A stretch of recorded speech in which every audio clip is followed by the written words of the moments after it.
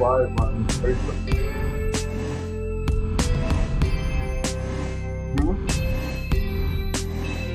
Not really.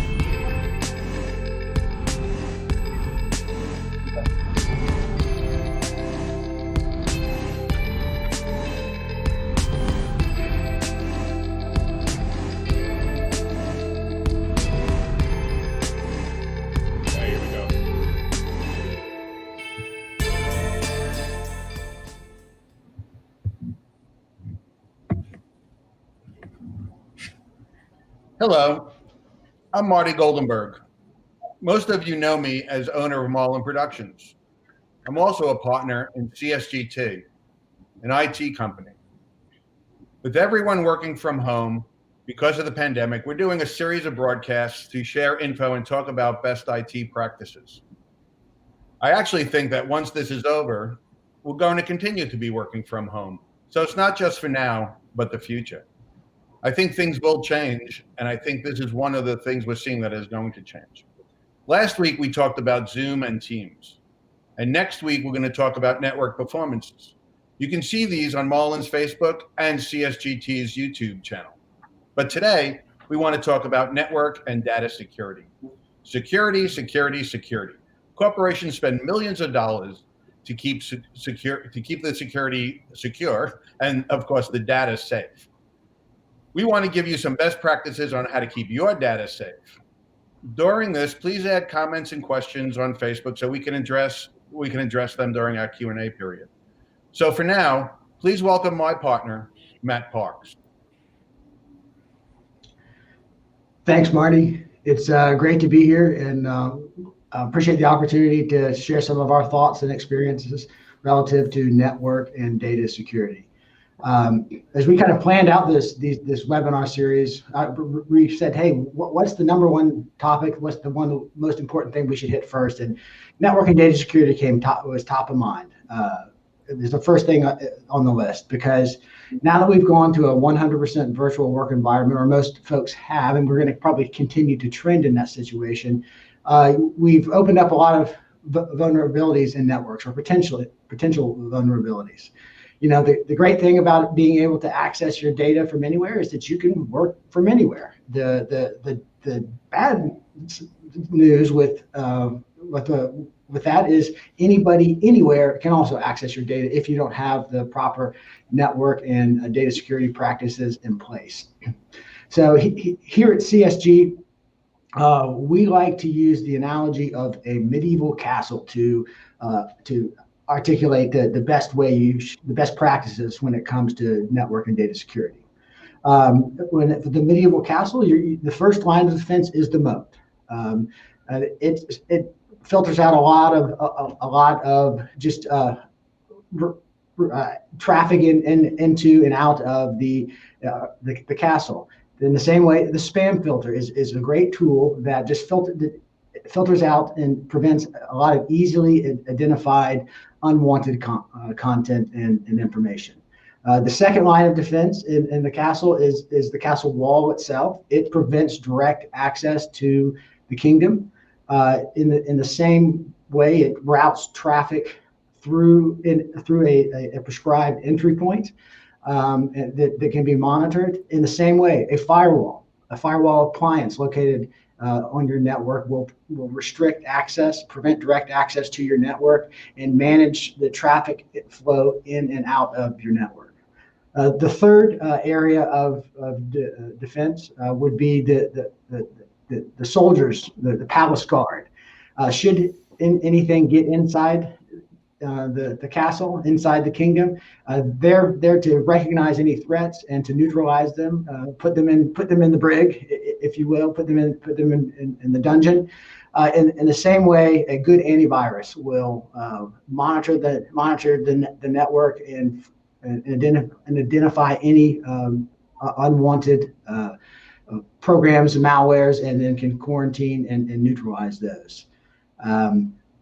The fourth aspect is what we maybe would call the stronghold within the castle. It's an area to fall back to if you're under attack, and really mount a very rigorous defense. In the same way, a good backup strategy, a good backup procedures will do that. It allows you that if you get into a scenario where your data becomes compromised, you can always fall back to a previous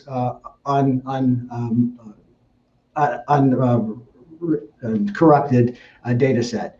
And then probably the fifth, but probably one of the most important, if not the most important element, is just a well-educated and intelligent citizenry within the castle, or in this case, just well-educated employees who aren't afraid, who are keeping their eye out. They understand what phishing scams look like. They understand that, hey, that how to ask questions about strange requests from people, and just are always mindful of, hey, that there are bad actors out there, and that they just need to be on the lookout for that. But that's kind of a general overview. But what we did want to bring out one of our technical experts, Dakota Strickland, to talk a little more about some of the technical details and specifics around network and data security. So, Dakota? Thanks for the introduction, Matt. Yeah, so in this time, majority of workforces are now remote, and it does leave them open to a lot more different attacks now. One of the main things you want to look for when setting up your workforce to be remote is you never want to sacrifice security for convenience. And we see that a lot where an organization just creates a remote desktop port and RDP port to go directly to the user's workstation. That's really easy to do. It's really quick to set up. The main issue is that it's kind of like having a door that says employees only in a business. Yeah, it says employees only, but anyone can just really walk in and do whatever they want to. And we see that a lot of organizations where we walk in, their previous IT provider or just someone in the office who Google how to do it easily sets up access to the network, and there's hackers who are already on the network and have been there for some time. An example I point out, we had a law firm we did some work for. We had first visit onto the site. We noticed that someone was running a Ukrainian dating scam on the network. So they just had a bunch of fake accounts on different dating websites that they were using to scam people to get money out of it. And all this was being done on a legal firm's network who was none the wiser of what was happening. So with things like this, to kind of prevent that, you want to make sure that users are using a VPN. VPN is pretty much to the user's office network. So you want to have a firewall to set that up. Again, you want to have your IT provider quote that out and develop one and implement that. So that way you're set up securely. So users can pretty much, when they're working from home or working from anywhere, it's not being routed through some strange network in China or some other third world country they're not sure of. And with that, a firewall, again, has many different security practices in it. The ones we tend to give out to put in place in most networks is sonic walls.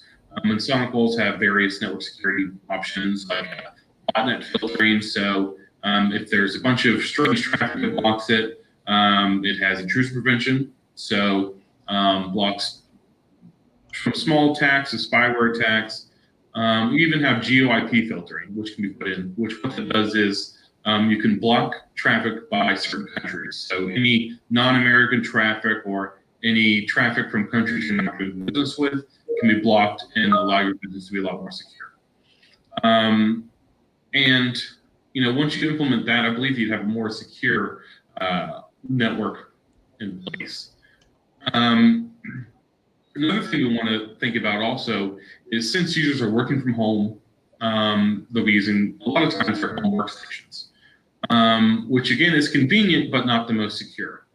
So you want to make sure you have proper antivirus and updates on those users' workstations. So at home they could be on Windows 7 they haven't been updated in probably 10 years. So it's not the most secure. And also when on their home network, a lot of times we find that users are just using their default logins that they have for their devices. So what I mean is for example, if you have Comcast home internet, you have a Comcast modem, and it has a default login that if you don't change it when you first set it up, anyone can just log in to it. And there they can mess with network traffic and route it to their own servers and spy on what you're doing. They can just be outright malicious and lock you out of your network just because. Again, these people don't really need a reason to do things because a lot of times it's just for the chaos of it. But a lot of times it can also be for the financial part of it. So, if your user's home network has a someone else malicious on it or a hacker on it, they could pull data that you're working with at your office network and use that to sell to the highest bidder or get more into the network to steal more data. So to help prevent that, also recommend users have multi-factor authentication. What that does is you have a separate device or your phone that receives a code, and you put that code when you log in.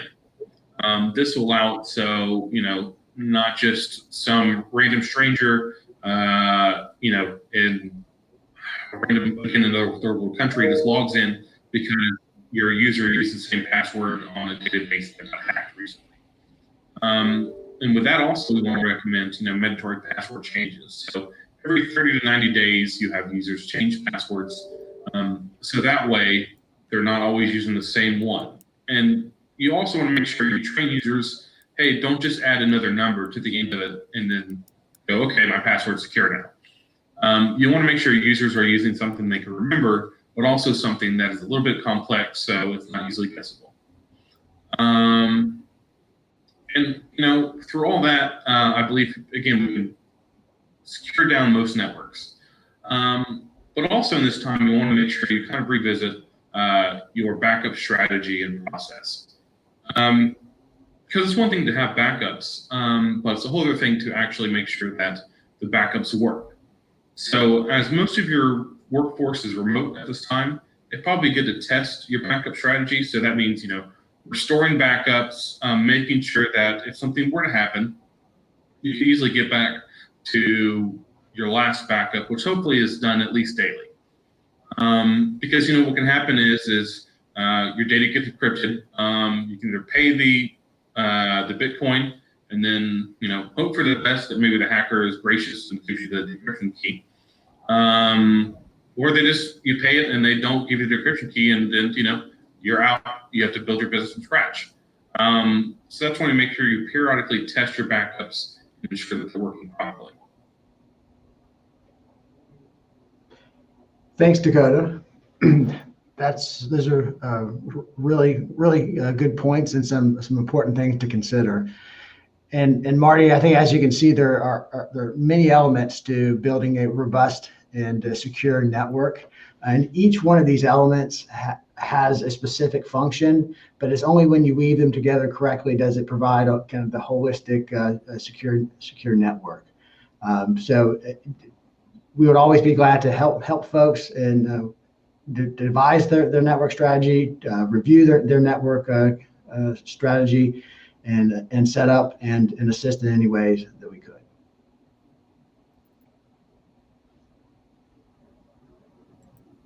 Lawyers, people putting photographs on getting into your system, and it could wreak havoc not only on your business but on your personal life. It's super scary, and we have to do everything we can to protect ourselves.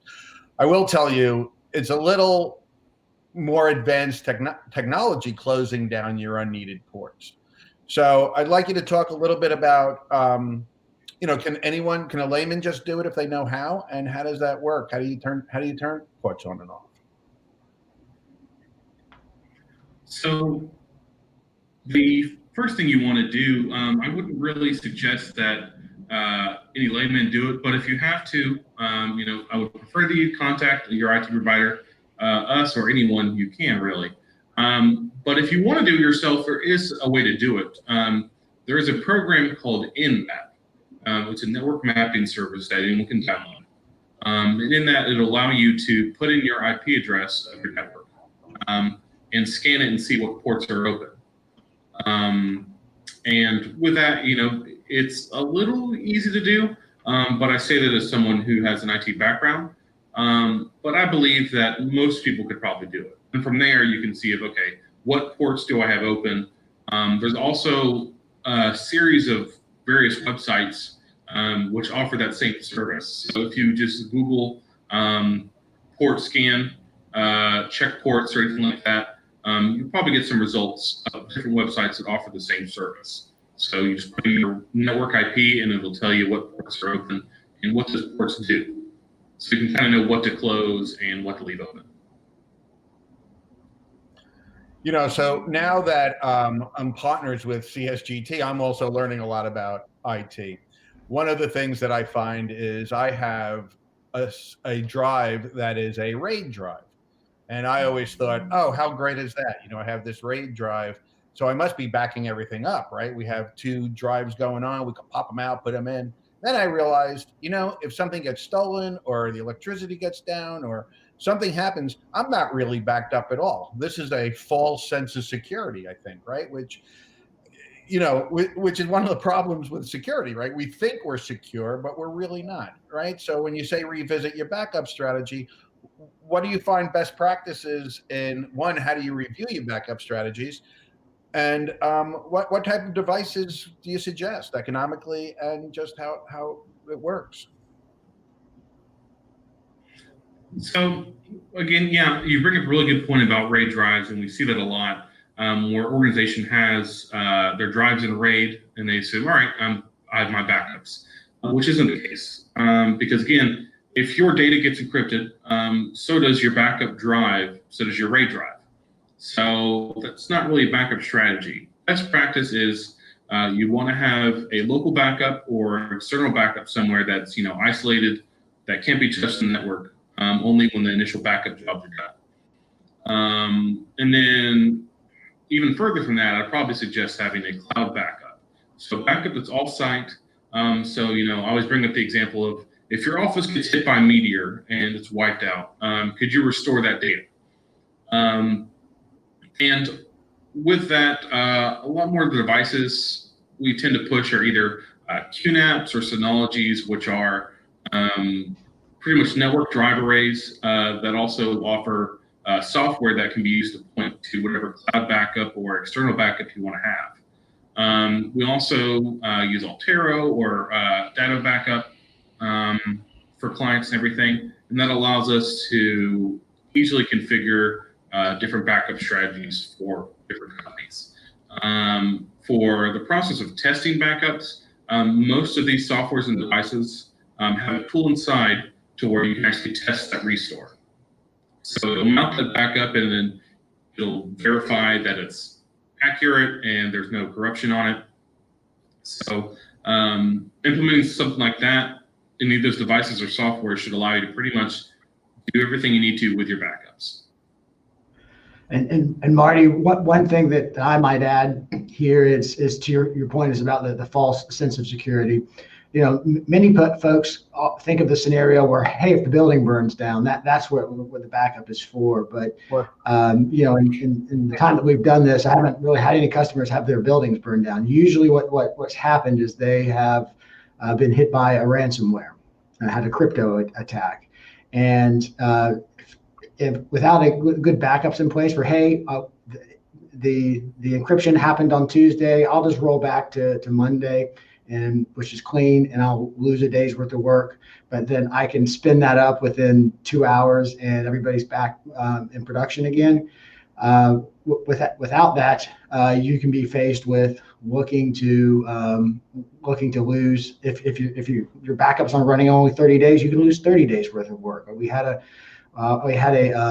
petroleum distributor have to face just that example or just that scenario where did they want to pay the ransom or did they want to lose 7 days worth of financial transactions and 7 days worth of revenue. So it became a really tough decision.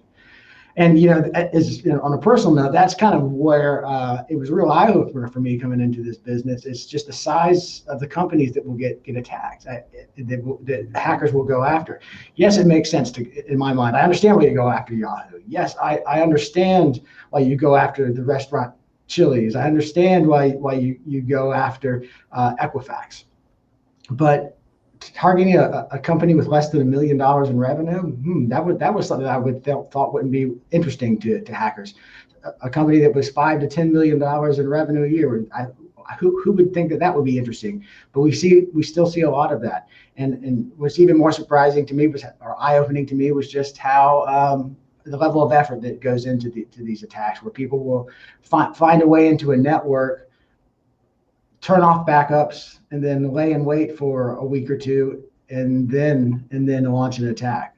So anyway, it's helped me to take my business very, very seriously, take network security for our company really, really seriously, and change the way that we do things, and revisit things like multi-factor authentication, backups, and staying up to date with the latest of antivirus. It all sounds so scary. One of the other things I wanted to touch base on was, all my employees have Macs, and most of my industry, creative industry, have Macs. And we always think that Macs are, not able to get viruses, but at least that's what Mac says. Never load an antivirus on your Mac. It's never needed. You don't need any of that. But I'll have to ask you, Dakota, is that actually true? So there is a sliver of truth in that, and that the only truth is that there's not as many Mac viruses as there are Windows viruses. That's just because that Windows tends to have more of a market share for businesses and end users. So a virus manufacturer, when they're thinking of, all right, they want to have a virus that works for Windows or Mac, they're going to go for Windows because they can catch more that way. But again, if you have a hacker that is targeting your organization, that, let's say you're a graphic design company, they know that majority of your end users are going to be on Mac. So they're going to get a virus or develop a virus that targets Mac specifically. Even within the past couple of months, there have been some zero-day exploits that were released for Macs. So what that means is that there was a backdoor that had been on the Mac operating systems that a hacker could take advantage of quite easily, and it can cause havoc on either the Mac device or the network that the Mac was on. So it's not really true to say that Mac gets no viruses, as it is just as prone to attacks as Windows. That's interesting. I had no idea that was actually true.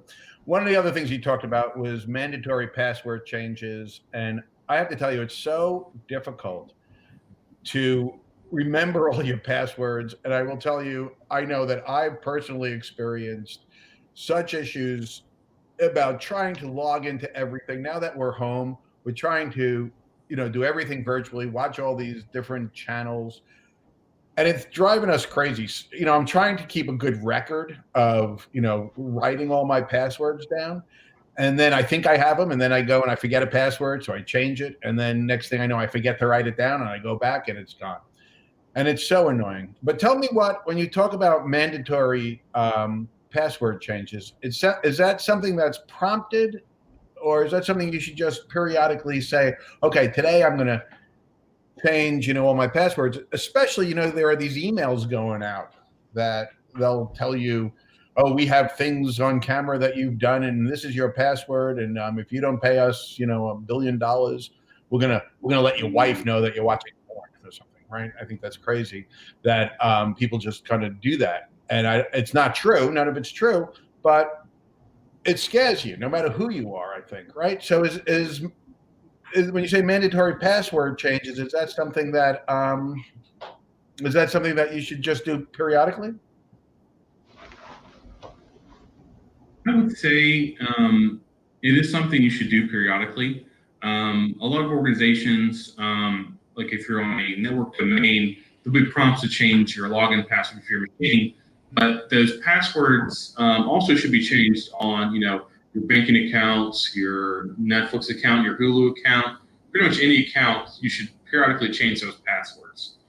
And in terms of keeping it organized, there are a lot of password management systems out there. For example, 1Password or KeePass. There's a number of different solutions out there that allow you to kind of keep all your passwords in a secure database, an encrypted database, so that if your computer gets stolen, you have all your passwords on your computer, but it's not something someone can just easily log into.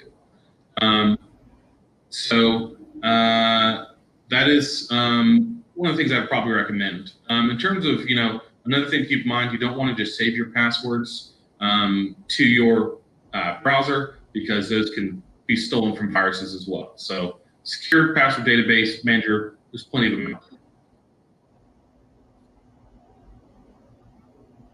Well, thanks for that. I think we've used up our time, but thank you all for joining us. Again, you can see this on Marlyn's Facebook page, and you can also see it on CSGT's YouTube page. But before we go, Matt, do you have any closing statements you'd like to say? Well, Marty, we really appreciate the opportunity to talk with you and your audience about this.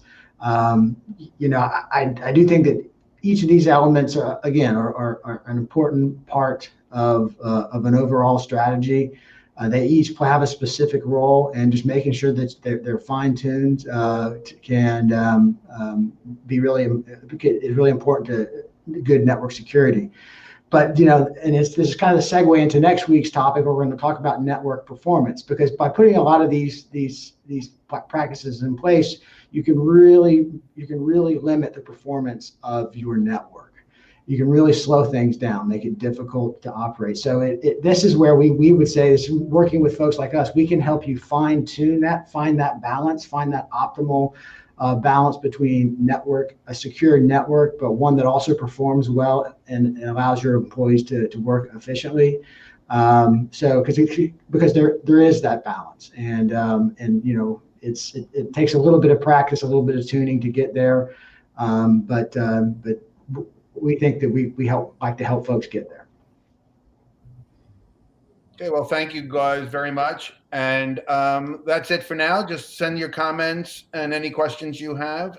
And again, we will see you next week. Thank you all very much for your time. Stay safe, everybody. Bye-bye.